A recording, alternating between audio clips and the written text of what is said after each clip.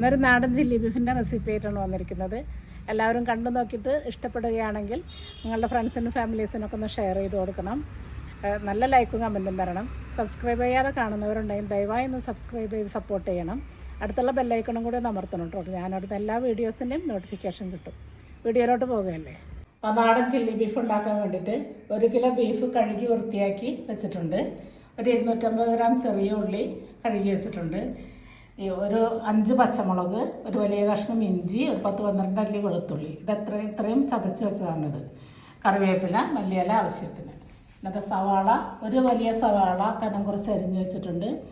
ഒരു തക്കാളി അരിഞ്ഞ് വെച്ചിട്ടുണ്ട്. ഒരു 2 ടേബിൾ സ്പൂൺ മല്ലിപ്പൊടി, 1 ടേബിൾ സ്പൂൺ മുളക് പൊടി, 1 ടീസ്പൂൺ മഞ്ഞൾപ്പൊടി, കുരുമുളക് പൊടി 1 ടീസ്പൂൺ, ഗരം മസാല 1/2 ടീസ്പൂൺ, ഉപ്പ് ആവശ്യത്തിന്. നമ്മൾ ബീഫ് വേവിക്കാൻ വേണ്ടിയിട്ട് ഒരു കുക്കർ എടുത്ത് വെച്ചിട്ടുണ്ട്. ഇതിലേക്ക് നമ്മൾ കഴുകി വൃത്തിയാക്കി വെച്ച ബീഫ്,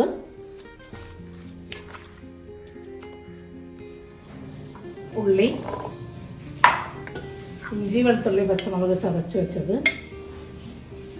ഒരു 2 കറിവേപ്പില, ആവശ്യത്തിന് ഉപ്പ്, 1 ടേബിൾ സ്പൂൺ വെളിച്ചെണ്ണ കൂടി ഒഴിച്ചിട്ട് നമുക്ക് ബീഫ് നന്നായിട്ട് വേവിച്ചെടുക്കാം. നല്ലപോലെ കൈവച്ച് നല്ലപോലെ മിക്സ് ചെയ്തെടുക്കാം.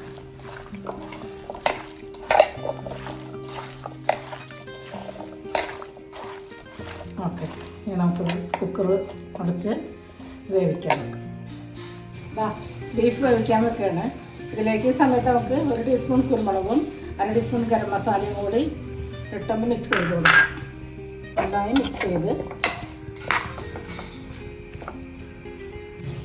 ഇതിലേക്ക് നമുക്കൊരു 1/2 കപ്പ് വെള്ളം കൂടി ചേർത്ത് കുക്കർ അടക്കാം.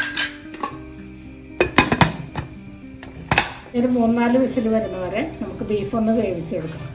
അതുവരെ നമുക്ക് വെയിറ്റ് ചെയ്യാം. നമുക്ക് ബീഫ് വേകുന്ന നേരം കൊണ്ട് നമുക്ക് ഈ പൊടികളെല്ലാം ഒന്ന് ചൂടാക്കി എടുക്കാം. അതിന് വേണ്ടിയിട്ട് പാൻ അടുപ്പിട്ട് വെച്ചൊന്ന് ചൂടാകട്ടെ. ചട്ടി ചൂടായിട്ടുണ്ട്. നമ്മൾ എടുത്ത് വെച്ച പൊടികളെല്ലാം കൊണ്ടൊന്ന് ചൂടാക്കിയെടുക്കാം. ലോ ഫ്ലെയിമിൽ വെച്ചിട്ട് അതൊക്കെ ഒരുപാട് കരിഞ്ഞു പോകാതെ ചൂടാക്കിയെടുക്കണം. നമ്മുടെ പൊടികളെല്ലാം മൂത്ത് വന്നിട്ടുണ്ട്. ഗ്യാസ് ഓഫ് ചെയ്യാം. ഈ ചട്ടിക്ക് തന്നെ നല്ല ചൂടുണ്ട്. അപ്പം അതിലിടുന്ന് കാക്കി മൂത്ത് വന്നു. നമ്മൾ പൊടികൾ കൊടുത്ത ചട്ടിയിൽ തന്നെ ഞാൻ വെച്ചിട്ടുണ്ട്. ബീഫ് വന്നതുകൊണ്ട് കൊണ്ട് നമുക്ക് സവാളയൊക്കെ ഒന്ന് വഴറ്റിയെടുക്കാം. അതിന് വേണ്ടിയിട്ട് കുറച്ച് വെളിച്ചെണ്ണ, ഒരു 2 ടേബിൾ സ്പൂൺ വെളിച്ചെണ്ണ ഒഴിക്കാം. ഇതിലേക്ക് നമ്മൾ അരിഞ്ഞ് വെച്ചിരിക്കുന്ന സവാള,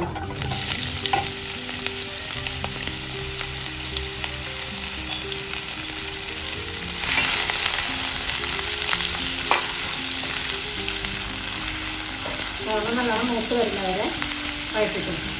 ഒരു മീഡിയം ഫ്ലെയിമിൽ വെച്ചാൽ മതി.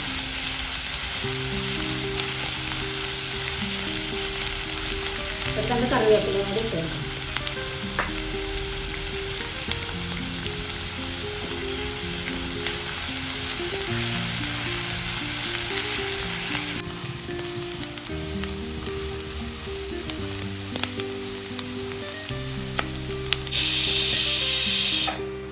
നമ്മൾ സവാള ആയിട്ടുണ്ട്.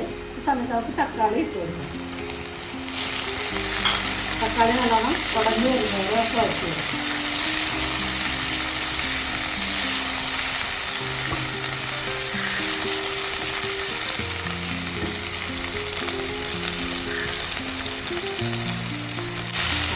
തക്കാളിയൊക്കെ ഒന്ന് ഉടഞ്ഞു വരുന്നവരെ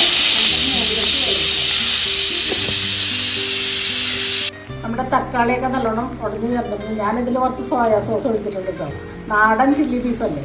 അപ്പോൾ അതാ 1 ടേബിൾ സ്പൂൺ ടൊമാറ്റോ കൂടി നമുക്ക് ചേർക്കാം.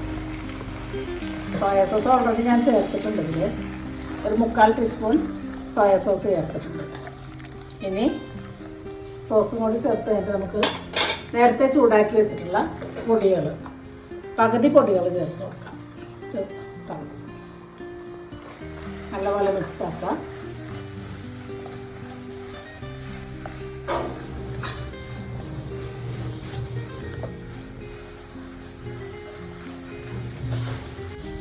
എല്ലാം മിക്സ് ആയിട്ടുണ്ട്. നമുക്ക് വേവിച്ച് വെച്ച ബീഫ്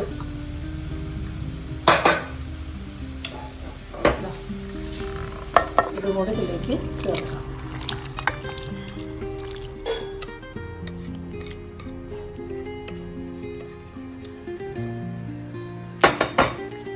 നല്ലപോലെ മിക്സാക്കി കൊടുക്കാം. ഈ സമയത്ത് നമുക്ക് ഫ്ലെയിം ഹൈ ഫ്ലെയിമിൽ വെക്കാം കേട്ടോ.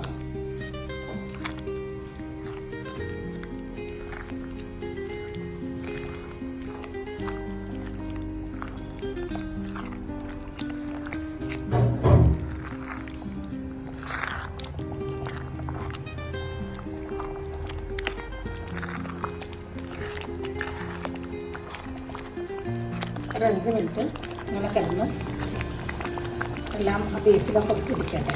നമുക്കത് മൂടി വെക്കാം.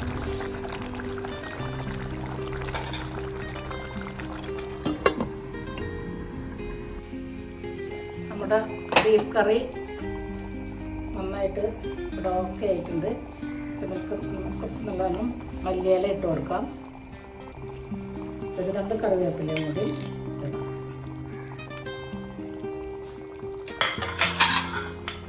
മിക്സ് ചെയ്ത് കൊടുക്കുക. സമയത്ത് ഇതിൻ്റെ ഉപ്പെല്ലാം കറക്റ്റാണെന്ന് നോക്കണം. പോരാന്നുണ്ടെങ്കിൽ കുറച്ച് ഉപ്പും കൂടി ചേർക്കാം. ഇതിൽ ഉപ്പ് കുറച്ച് കുറവുണ്ട്, ഞാനതിൽ കുറച്ച് ഉപ്പും കൂടി ചേർക്കട്ടെ.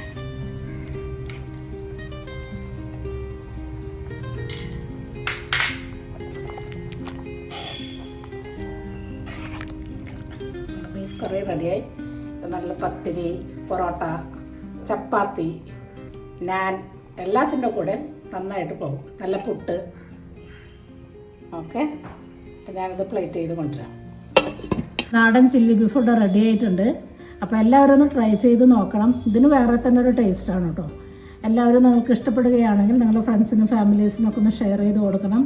സബ്സ്ക്രൈബ് ചെയ്യാതെ കാണുന്നവരുണ്ടെങ്കിൽ ദയവായി ഒന്ന് സബ്സ്ക്രൈബ് ചെയ്ത് സപ്പോർട്ട് ചെയ്യണം. അടുത്തുള്ള ബെല്ലൈക്കണും കൂടി അമർത്തുകയാണെങ്കിൽ ഞാനിടുന്ന എല്ലാ വീഡിയോസും നിങ്ങൾക്ക് നോട്ടിഫിക്കേഷൻ കിട്ടും. അപ്പം ഞാൻ അടുത്തൊരു വീഡിയോ ആയിട്ട് വരുന്നവരെ അസ്സലാമു അലൈക്കും.